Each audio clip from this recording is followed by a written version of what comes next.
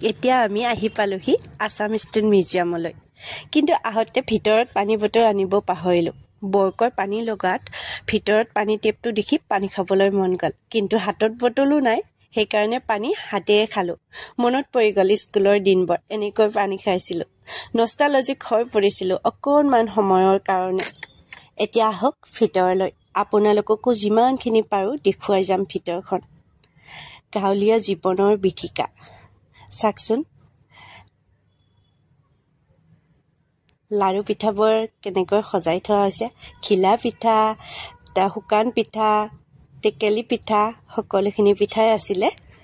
আৰু ইপিনে জুহালত জুইও লগোৱা আছিলে। গাঁৱৰ পৰিৱেশবোৰ এনেকুৱাই। বিচনাক এখন দেখিছেনে? বাঁহৰ হ'লেও বৰ আটমটুকীয়াকৈ ৰাখিছে। কণীও গঁৰালত পাৰিছে।